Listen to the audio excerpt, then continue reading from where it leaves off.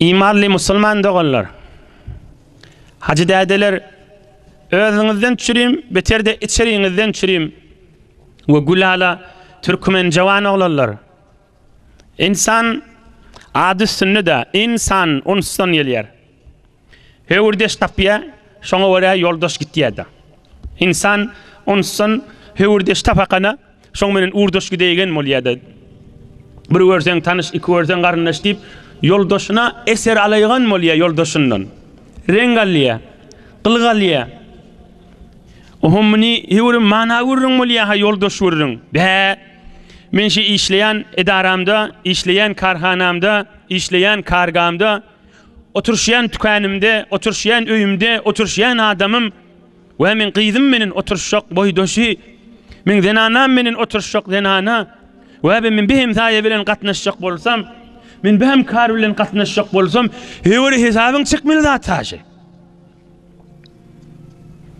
Özüňi, wujuduňy, sen ahlagyny, imanyny soğuryp alyp gitýän tabi ýoldaş. İki zat da ak qara, gowy biderek. Çyn gowy bolsa, gowlara gaşyn alyp gitýär. Biderek bolsa da bidereklere gaşyn alyp gitýär. Bu bir halha görünip duran zat be. Muna mana muqaddime çini edip kefe owadyllap ýörmeler. Könül aýdypdyr da baýguş jugt aşgallyk eder, bilbil sayrayan güllü eder, gülün üstüne bağın üstüne gider diptir. Jugt baýguşyň ýedine düşseň aşgalhana bararsın, bilbilin ýedine düşseň gülhana bararsın diýilen bir kadimden farsça goşgulary bar, onu okuýsaň giýjak aljak. Subhanallahil wahidil qahhar ve lan Allah zul celal ýoldaş hakyny Saffat surasyna ayetler indirtdir. Oturşyp turşýanyň üstüne İn gowy zadyň miri adamyň ýoldaşynyň gowy bolmak. Sen şo tarafyň elinden tutup dowdaky eltýän zat da yaman ýoldaşda. Yaman oturşýan, yaman turşýan. Kan karhanalarda, kargalarda pahirjik odal ağlanan bir jawan oglanlar bar. Indi biz öz gözümüz bilen görüp Allah'a köp şükür içinde geçip bilen görürüňimiz inmiş. Kitapdan gözläp, taryhdan gözläp aýdylan zat däl. Şumal gaýtjak görürüm. Karhanalarda pahir işläp bir gülýal jawan oglan ýanyma gelip aýtdy. Aslen şu 2 dogan ya 3 dogan ya ýeködi işläpdi diýe. Harijan niye? Allahümme salli ala Muhammed bilen aklı diye ahirine etçeli diye. Hamane ettehiyatu mektevakiyanın memiz biliyeti ettehiyatu qiyinrak. Allahümme inna nestainika qiyinrak qadimden bir. Allahümme salli ala Muhammed bilen aklı ve ala Muhammed kema sallita ahirine etçeli. Oham innişi qovaqlullu bilen yoldaş olup, oham gelip begeni vaydardi, namaz öğrettim şolara deyip. Yoldaşın eserini öde. Ve ne kadar Tehran'da, Maşat'ta, ya beyleki şehirlerde ya her yerlerde varsın. Öz yurdumuzda ya hariç yurtta varsın.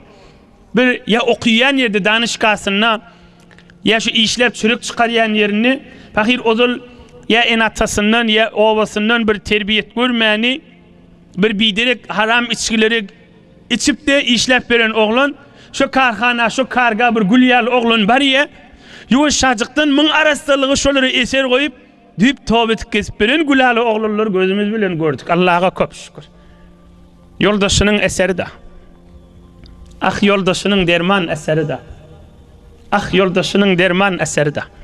O ne kadarlar da hem mağızda yetik hem mağız içinde şu mübarek celesege yoldaşının elinden tutup oturan mübarek tefsirini de. Mübarek Sire-i Nebevi Nebi-i Ekrem'in derman sözü ya şeyşine it ya kalktı.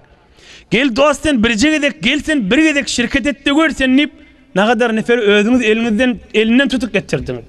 Ya ne kadar yeniz sizi dostunuz getirdi. O zaman ayırsan ait beceri görünleri diyen adamlar var şu mecliste şu mahal. Hemen nurunun içinde, bereketinin içinde keyif edivatini, ilim meclisinde ferişte yağıyan, nur yağıyan, rahmet yağıyan, Allah-u Zülcelal'ın kelamının manası edilen celesede gönlünü vati. Kim getirdi seni? Dostun getirdi.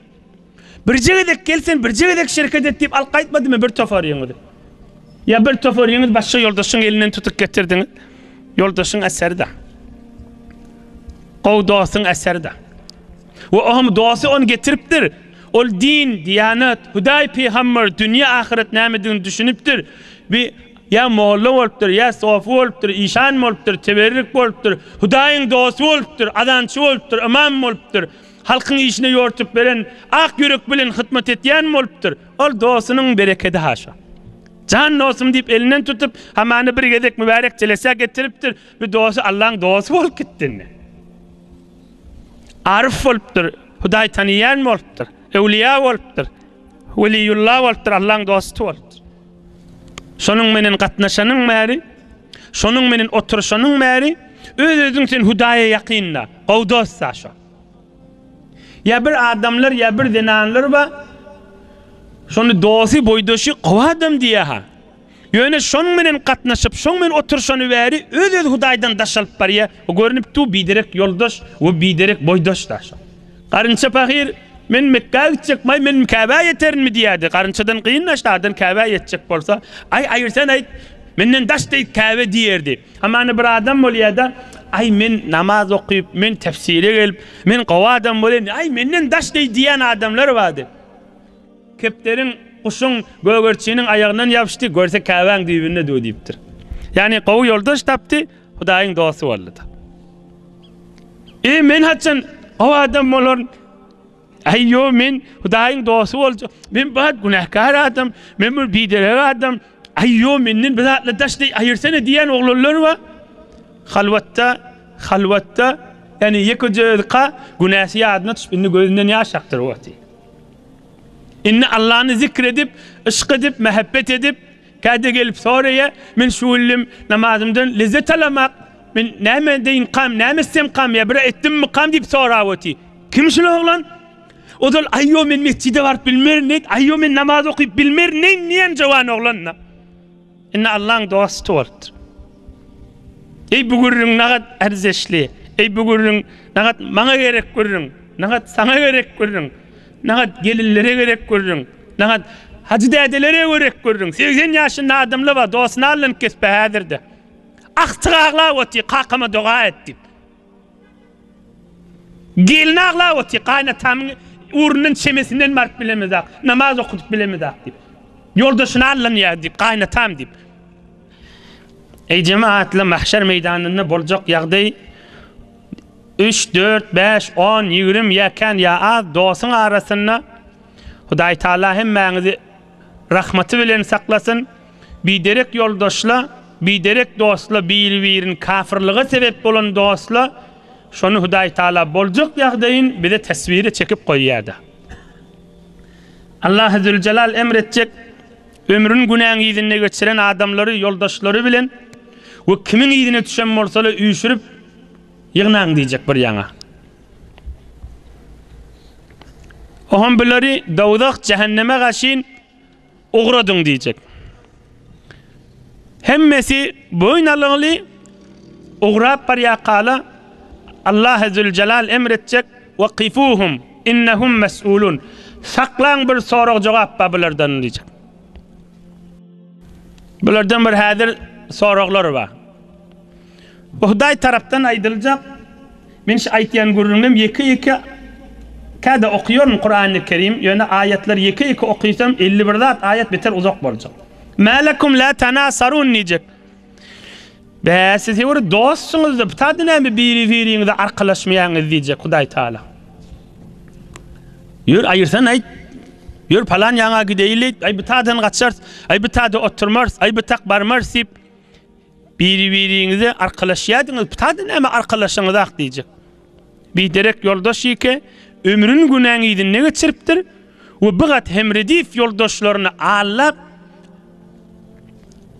azyryp biderek bolan ýagdaýda ömrün şeýtip geçiripdir da. Malakum la tanasarun, taýda näme başyňyz eňip kelläňiz etek sallap hemmeňiz bile ugrap barýaňyz arkalaşyň biri-biriniň gulagyna da aýtdan diýip näme arkalaşaňyz? Yine Allah Zülcelal aýdýar bel humul yawma mustaslimun, boyun vermeseňiz çäreňiz ýok diýär. Hom bular biri-birinden görüp başlajak.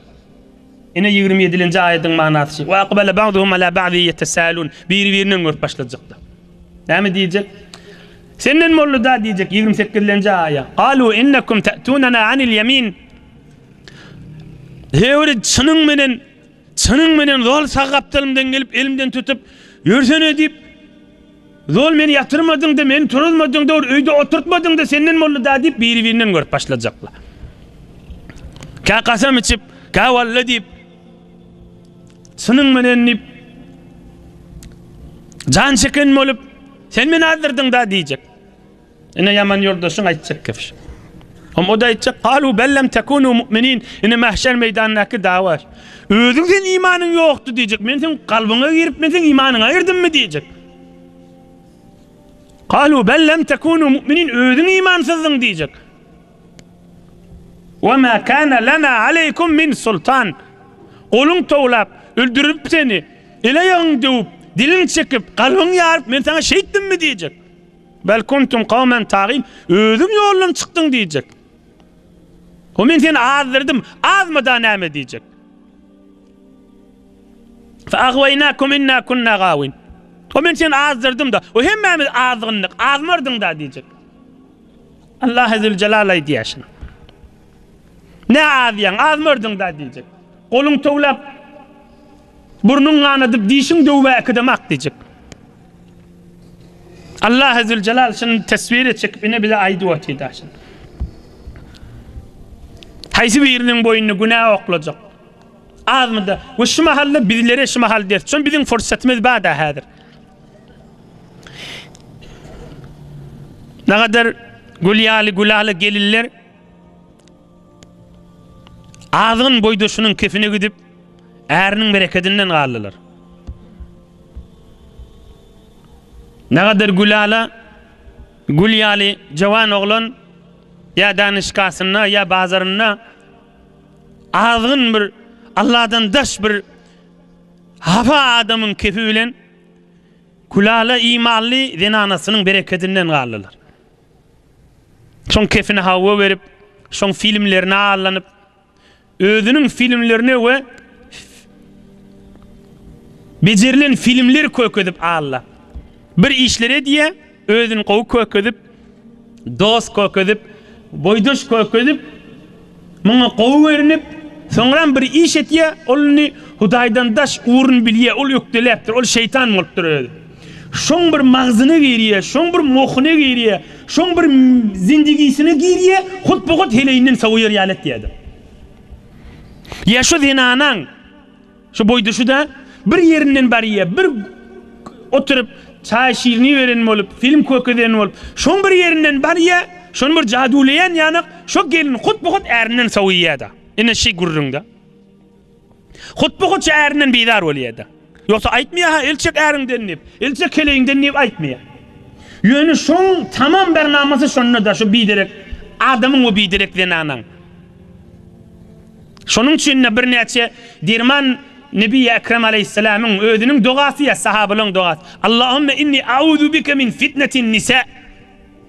Men dinimden azriyen hileyin afetinden sakla deyiptir da. Zinanalı hususen men kendi dua etmeli.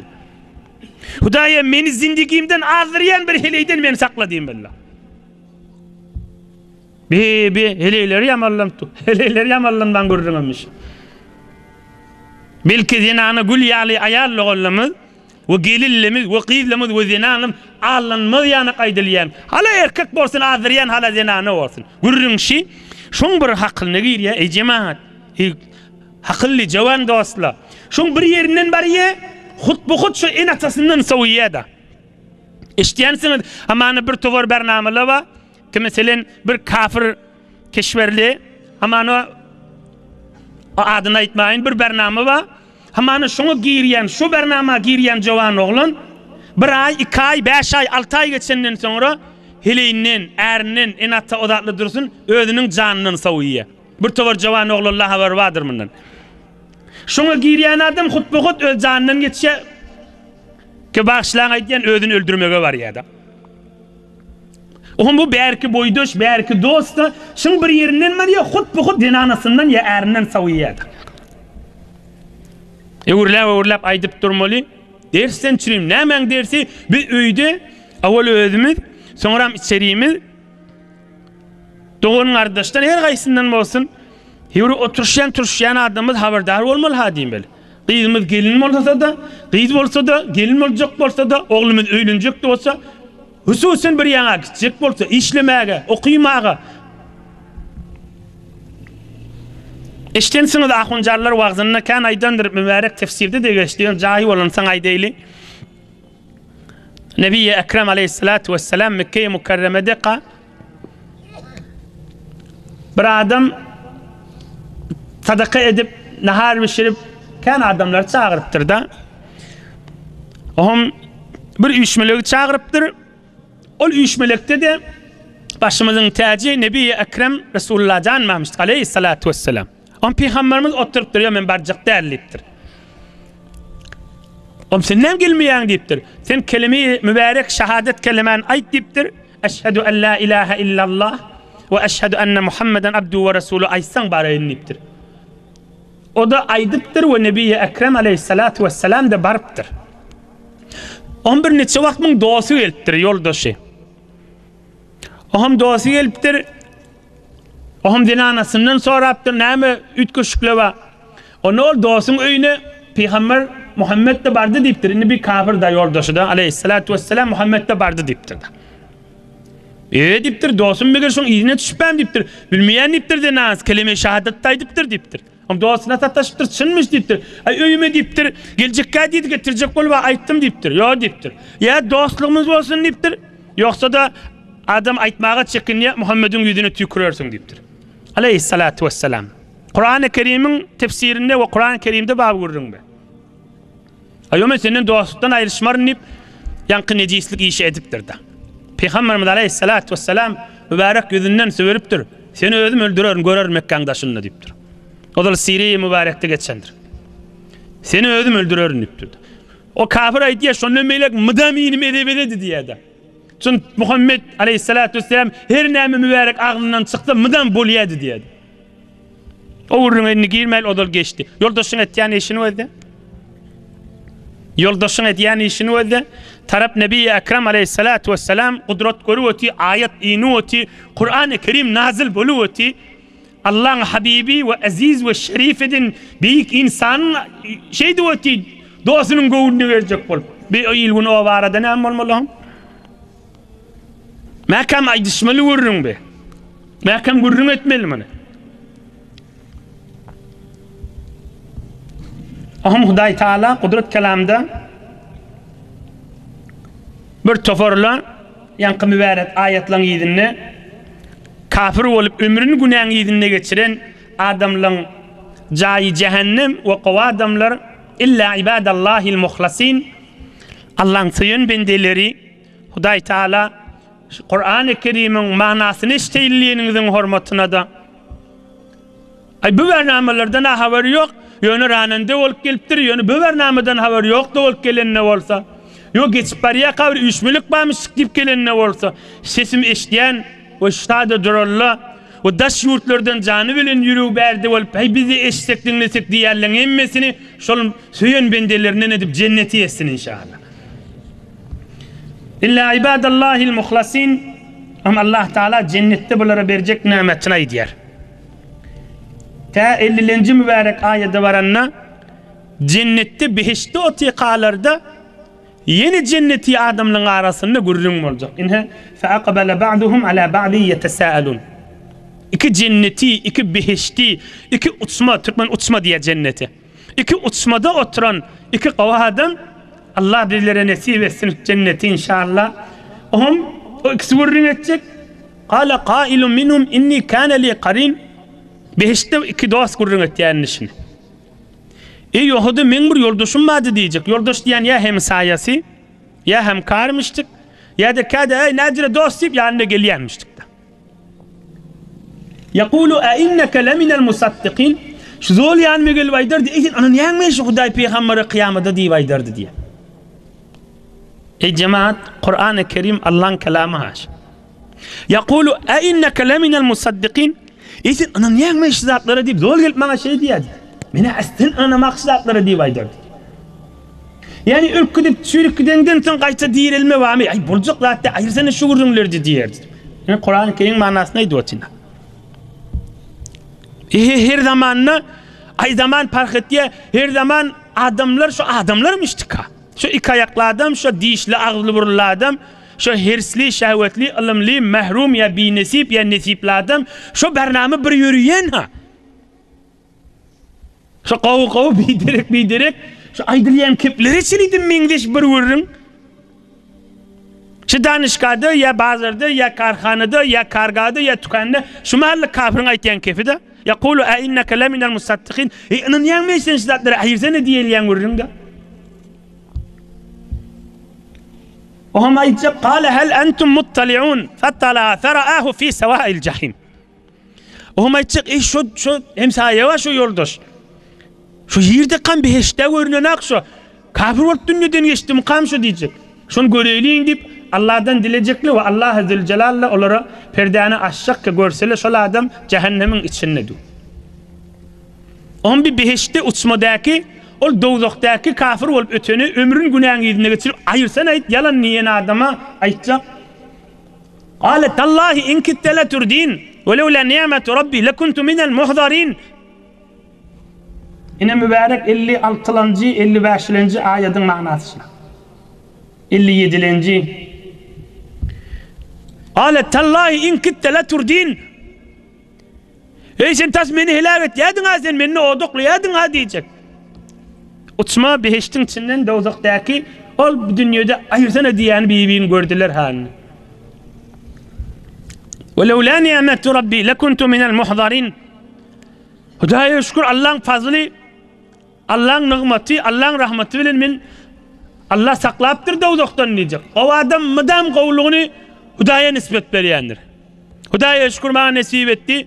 Hudaya şükür bana nasip etti. Hudaya şükür Allah bana kukludi. O adam mıdam şudur. Cenneti varını da adam şikefa etcekta. Ay men ödüm dayucadım da diyecek derler. Ve levla ni'metu rabbi lekuntu minel muhdarin. Allah'ın fazlı bana şamil oldu. Hudaya'nın rahmeti men üstüme yağdı. Hudaya şükür Allah men sakladı diye etcekta. O adam mıdam edepli. O adam mıdam o işini Allah'a nispet verecek kıyınçılık da varsa Hudaya'dan savgat deyip duranlar. Vel kader hayri ve şerri minallahi teala deyip. Bir direk adam da mıdam Hudaya'dan algılla. Bir iş edeyin, bir Hudaya'dan dileyin, bir uğrunu düşeyin diyemeye de. Mıdam Hudaya'dan algılı, milletten algılı, Ahumoğlu'dan algılı, Mescid'den algılı, Kur'an'dan algılı, Er'den algılı, hem kişiden narahatta. Mıdam deyilini billah. Mıdam ödeyenden öz delil, mıdam da narahatta. Tamamen vücudunun narahatta. O adam da yüreği nurlu, imanlı, Allah'ın fazlı, Allah'ın keremi, Allah'ın rahmeti deyip da. O şey de cennete varacak da. وَلَوْ لَا نِعْمَةُ رَبِّي لَكُنْتُ مِنَ الْمُحْضَرِينَ. Allah'ın fazlı bilen Hudaya şükür cennete varttın yoksa benimle şeyler geltirecekmiştim diyecek de. اَفَمَا نَحْنُ بِمَيِّتِينَ إِلَّا مَوْتَتَنَا الْأُولَى وَمَا نَحْنُ بِمُعَذَّبِينَ إِنَّ هَذَا لَهُوَ الْفَوْزُ الْعَظِيمُ لِمِثْلِ هَذَا فَلْيَعْمَلِ الْعَامِلُونَ. Ohumu bir gün bakacak, inni biz ölmeyiz mi diyecek. Şu bir ölük tamam mı oldu mu diyecek. Biz bir hiçte inni bize azap yok. Biz ölüm yok mu diyecek. Hoş olup bir gün.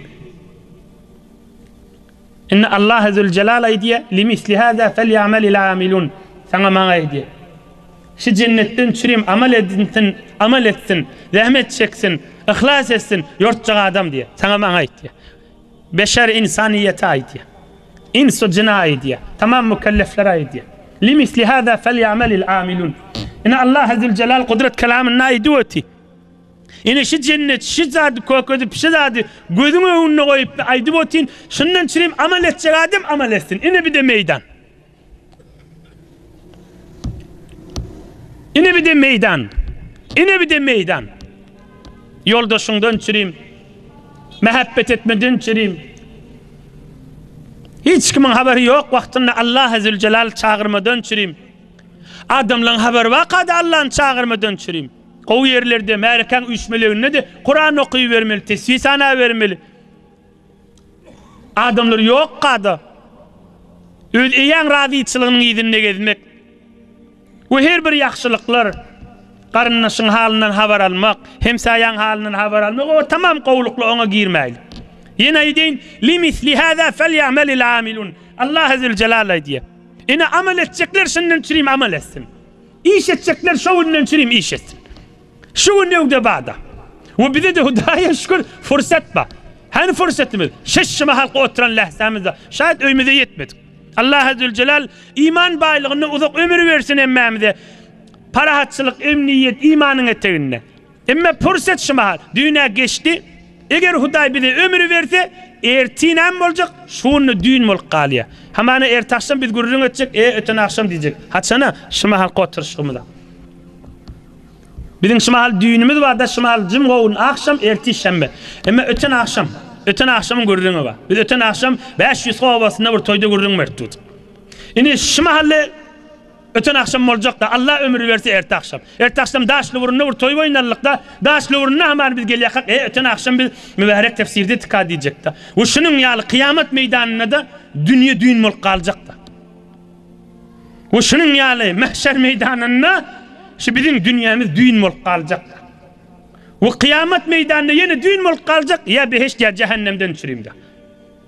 Yine açık dünya ve ahiret Allah Azze ve Celle Kur'an-ı Kerim'de aydıp yine ak manasını gününün oturan cemaat, gününün sonra zept boltu eşçek cemaat, gününün şu dirman manaları eşitip, dirman nurunu bedinini sindirip durun, günün durullu. Allah'ın kelamının manasını eşitip otuyorsunuz. Allah Azze ve Celle hemmenizin kursanız, öyünüz bilen, içeriğiniz bilen, dost yarınız bilen, rahmet nuruna karkasın.